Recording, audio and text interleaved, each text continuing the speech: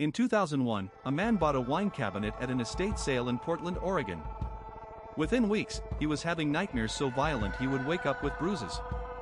His hair was falling out. The people around him were getting sick. Everyone who came into prolonged contact with this box reported the same thing, the same nightmare, the same shadowy figure, the same overwhelming sense of dread. He sold it.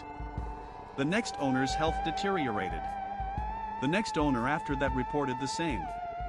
This object has now passed through multiple hands, been studied, been locked away, and been the subject of a horror film. It is called the Dybbuk box, and whether you believe in the supernatural or not, what happened to the people who owned it is genuinely difficult to explain. The story begins with a woman named Havila, a Holocaust survivor who emigrated to the United States after World War II. She lived in Portland, Oregon, for decades, and when she died at the age of 103, her family held an estate sale. Among her belongings was a small wine cabinet, a simple wooden box with a sliding panel door. Kevin Manis, a furniture dealer and craftsman, bought the cabinet at the estate sale. He tried to speak with Havila's granddaughter about it, and her reaction was immediate and intense. She told him the box had been kept in a specific place and was never, ever to be opened. When Manis asked if she wanted it back, she said no. Emphatically. She did not want it in her home. Inside the box, Manis found a strange collection of items, two 1920s pennies, a small granite statue engraved with the Hebrew word shalom, a dried rosebud, a golden wine cup, a lock of blonde hair bound with cord, and a lock of dark hair bound with cord. There was also a candle holder with octopus-shaped legs. In Jewish mystical tradition, specifically in Kabbalistic thought, a Dybbuk is a malicious spirit, the dislocated soul of a dead person that clings to the living. It attaches to objects, to places, to people. A Dybbuk box is a container meant to trap such a spirit, to contain it.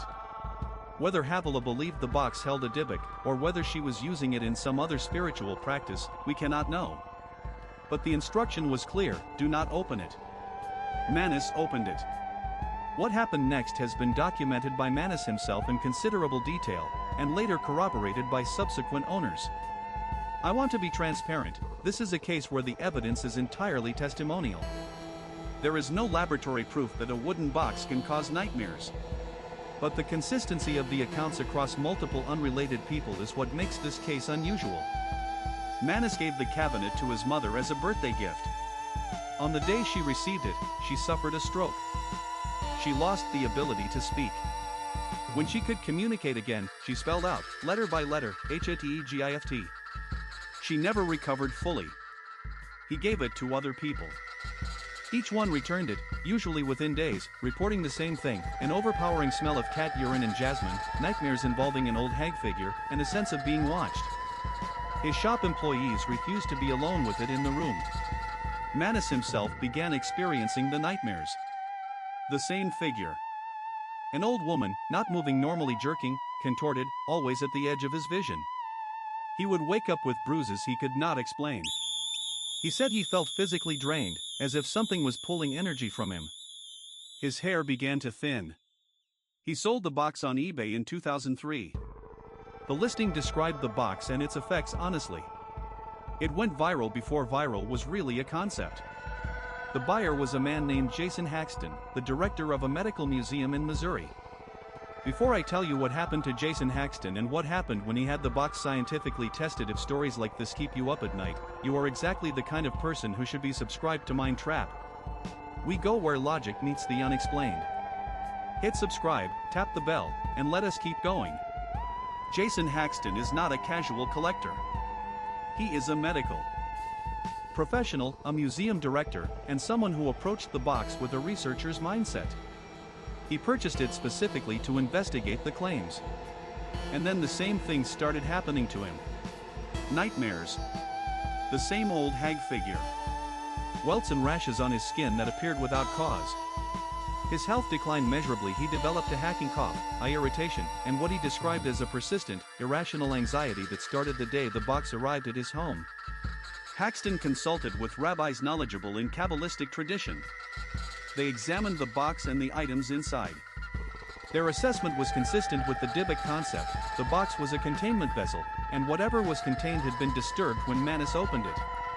One rabbi performed a ritual to reseal the spirit inside.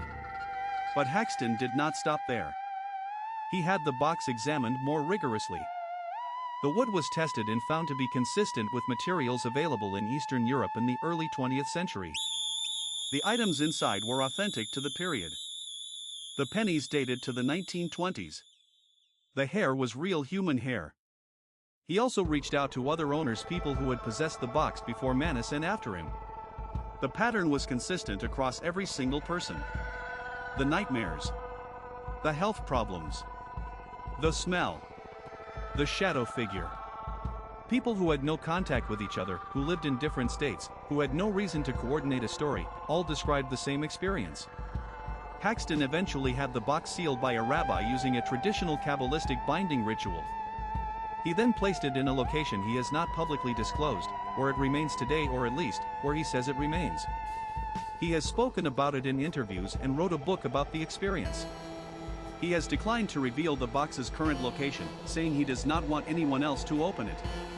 In 2012, Sam Raimi produced a horror film called The Possession, loosely based on the Dybbuk box story.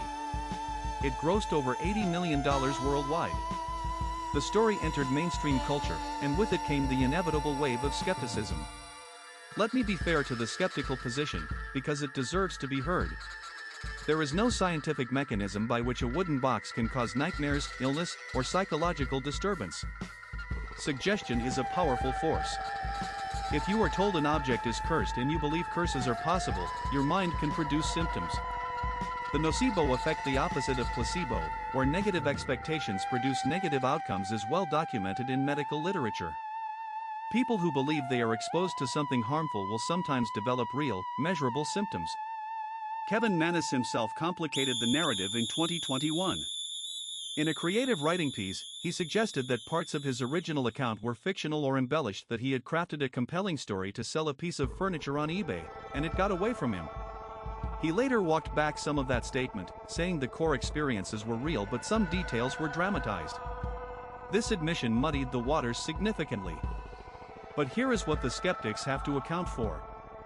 Jason Haxton is not Kevin Manus. Haxton is a credentialed professional who approached the box as a researcher and documented his experiences in real time. The subsequent owners who reported identical symptoms had no contact with each other. And the symptoms, specifically the consistent description of the same nightmare figure by unrelated people, are harder to attribute to suggestion alone, particularly for owners who purchased the box without knowing its history. Either every person who owned this box independently fabricated or imagined the same specific experience, or something about this object triggers a consistent psychological or physiological response that we do not currently have a framework to explain. Neither option is comfortable. The Dybbuk box is currently sealed and hidden. Jason Haxton has stated that he will not sell it, will not display it publicly, and will not allow it to be opened again.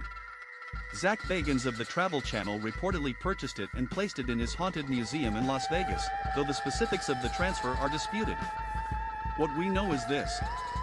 A wooden box from a Holocaust survivor's estate has passed through at least a dozen hands. Nearly every person who spent significant time with it reported the same cluster of symptoms. One man's mother had a stroke the day she received it. Multiple people experienced the same specific nightmare independently. A medical museum director with no incentive to fabricate documented his own declining health in real time after acquiring it. And the box itself, whatever it is, sits somewhere sealed with wax and bound with ritual, waiting. I want to know where you land on this. Genuine paranormal object, elaborate hoax that got out of hand, or the nocebo effect playing tricks on susceptible minds? And here is the real question: if someone offered you the Dybbuk box for free, would you take it? Drop your answer in the comments. I read every single one.